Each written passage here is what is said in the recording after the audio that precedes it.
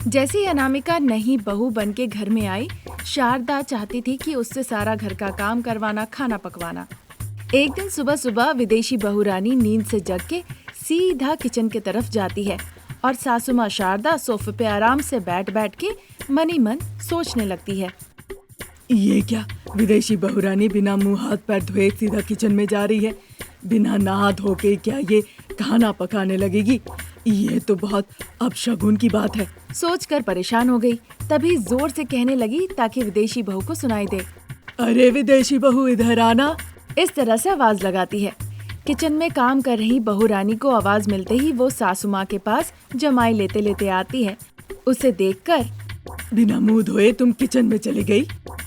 अरे माँ जी, जैसे मैं नींद से उठती हूँ मुझे बेड कॉफी चाहिए, नहीं तो मेरा पूरा दिन खराब हो जाता है। चिड़चिड़ी रहती हूँ और घर का कोई काम भी नहीं होता।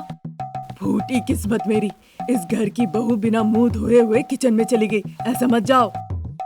ये विदेशी बहू तो जाएगी माँ जी। अब बताइए क्यों बुला रही थी? पहले जाके मुंह धो, फिर सर से नहा के शांत मन लेके किचन में आओ। ऐसी बात है तो मुझे बेड कॉफी नहीं चाहिए, मैं सोने जा रही हूँ। अगर तुम जाके सो जाओगी तो घर का काम काज कौन करेगा बहू? घर का काम नौकरानी करेगी और खाना रसोइया पकाएगा। हमारा इतना औकात नहीं है बहू रानी, घर का काम बहू ही करती है। ठीक है माँ जी, बताइए क्या करना है, मैं धीरे धीरे सब कर लूंगी। पीछे में जाके भैंस को पानी दे दो, वो ज्यादा पानी पीता है। ठीक है सासू माँ। ऐसा कहकर पानी से भरी बाल्टी लेकर वो पीछे बगान के तरफ चली जाती है। उधर भैंस जब खाते हुए मुंह में जुगाली कर रही थी, तभी उसके मुंह से फेन निकलने लगता है। ये देखकर विदेशी बहू बाल्टी छोड़ के वहाँ से अंदर चली जाती है। क्या हुआ बहू, ऐसे भागते हुए अंदर आ गई? भैंसों ने पानी पी लिया? नहीं माँ जी, भैंस तो अभी ब्रश कर रही है, मुंह धोना हो जाएगा तो मैं जाके पानी दे आऊंगी। क्या भैंस ब्रश कर रही है? उसकी बातें सुनकर शारदा और विदेशी बहू दोनों साथ मिलके भैंस को देखने गई। वहाँ पे भैंस बैठे बैठे खाना खा रही थी और जुगाली कर रही थी।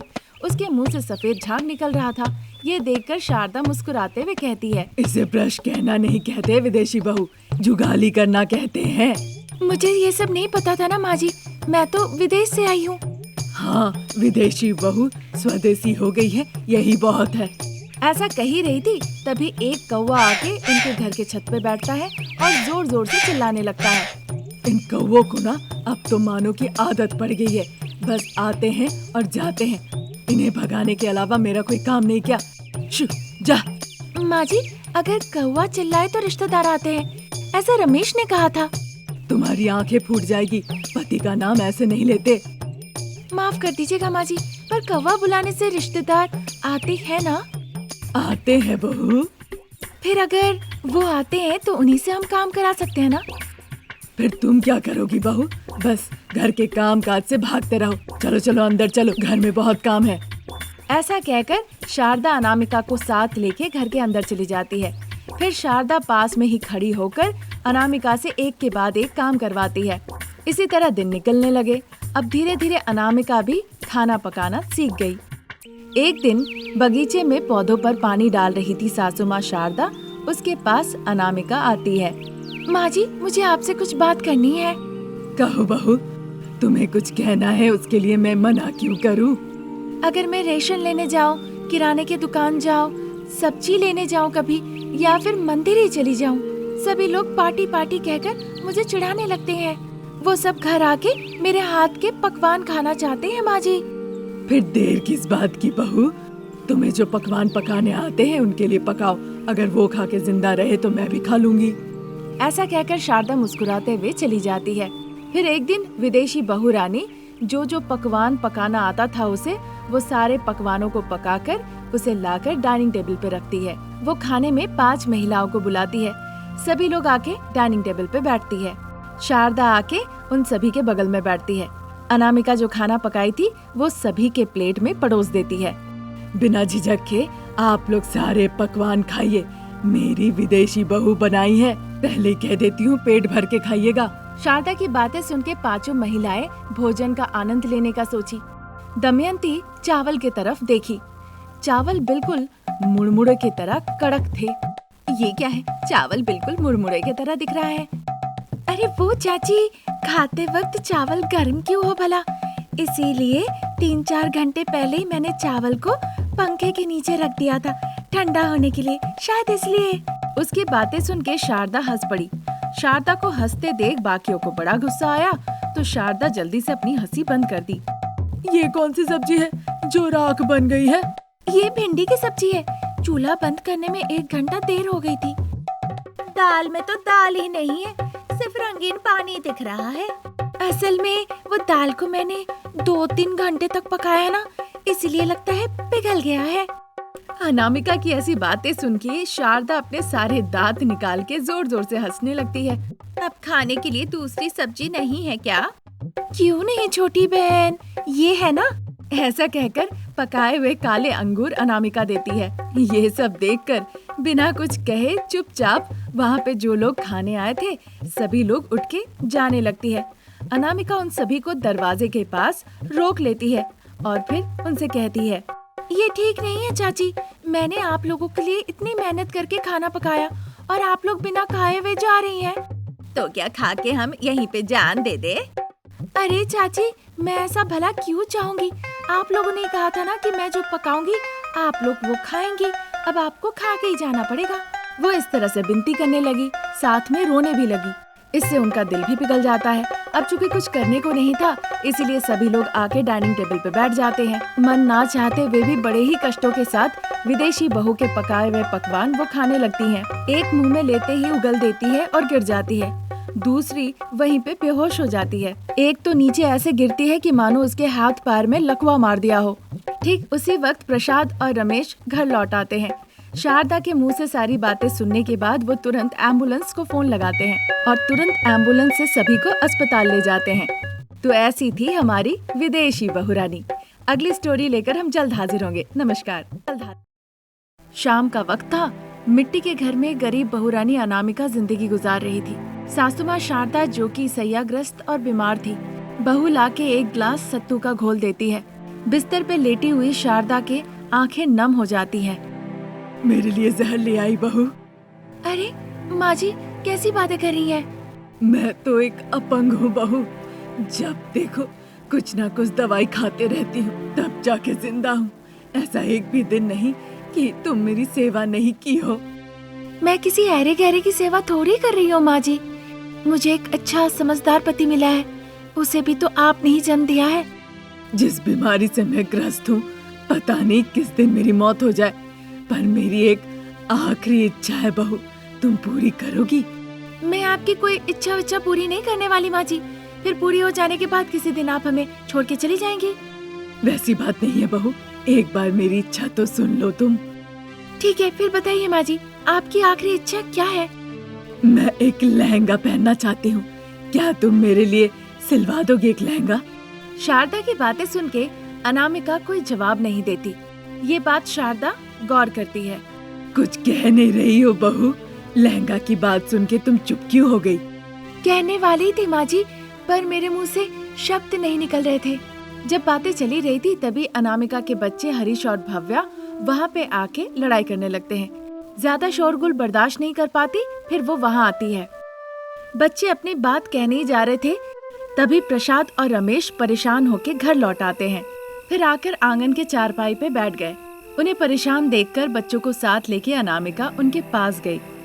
पिताजी, आप लोगों का चेहरा देख के यही लग रहा है कि आप लोग आज माँ जी के लिए दवाई नहीं ला पाए। अब आप लोग बताएंगे भी कि आप लोग क्यों नहीं ला पाए? तुम्हें नहीं पता क्यों बहू? मुझे पता है पिताजी, फिर भी आप लोगों ने आखिरकार माँ जी के लिए दवाइयाँ नहीं लाए, इसलिए क्योंकि पैसे खर्च हो जाएंगे। लेकिन बहू, जब वो ऐसा कह रहे थे, अंदर में शारदा जो बीमार लेटी हुई थी, जो कभी कभार अपनी आंखें खोलकर देख रही थी, रमेश, प्रसाद, अनामिका, वो तीनों उसकी बीमारी की बातें कर रहे थे, बार बार दवाइयों के बारे में चर्चा कर रहे थे। ये सुनकर शारदा की आंखें भर आती है। हे ईश्वर, आपने मुझे क्यों जिंदा रखा है? क्यों ऐसे परेशान कर रहे हैं? मैं अपनी आंखें बंद करती हूँ, आप मुझे अपने पास बुला लीजिए। इस तरह कहकर दुखी होती है। वो दिन निकल जाता है। अगले दिन प्रसाद और रमेश मजदूरी के लिए चले जाते हैं। हरीश और भाव्या को सरकारी स्कूल में छोड़ के अनामिका नौकरानी के काम के लिए चली जाती है। उस वक्त घर पे कोई नहीं था। शारदा सोचती है घर पे कोई नहीं है। फिर बहुत ही मुश्किलों के साथ बिस्तर से उठ के शारदा एक छड़ी की मदद से बिना गिरे हुए चल के जाने लगती है। वो गांव के एक बड़े से झील के पास जाती है। आसमान को देखकर वो कहने लगती है, सारे पंचतंत्र को मैं नमन करती हूँ। जैसे मैं इस तालाब में गिर जाऊं, मुझे अपने में ग्रहण कर ले। ऐसा कहकर जैसे वो पानी में कूदने वाली थी, एक चमकदार मायावी लहंगा उस पानी में तैरने लगता है। अपनी छड़ी की मदद से वो उस मायावी चमकदार लहंगा को पानी से बाहर निकालती है। देख के लग रहा है कि ये मायावी लहंगा है। सोचा था जिंदगी में कम से कम एक बार मैं लहंगा पहनूंगी। लगता है नहीं पहन के मैं मरूंगी नहीं। मैंने कभी नहीं सोचा था ईश्वर मेरी इच्छा पूरी करेंगे। घर पे सबकी नजरों से बचा के इसे मैं पहन के देखूंगी। इस तरह सोच के उस मायावी लहंगा को साथ लेके घर चली जाती है और जैसे उसे कुछ पता ही नहीं, वो जाके चुपचाप बिस्तर पे लेट जाती है। उस रात सभी खाना खा के सो गए। रमेश और अनामिका एक बिस्तर पे सो गए और बच्चे प्रसाद एक बिस्तर पे सो गए।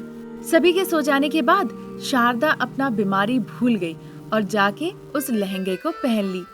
बस शारदा उसके बाद बिल्कुल आम इंसान जैसी हो गई।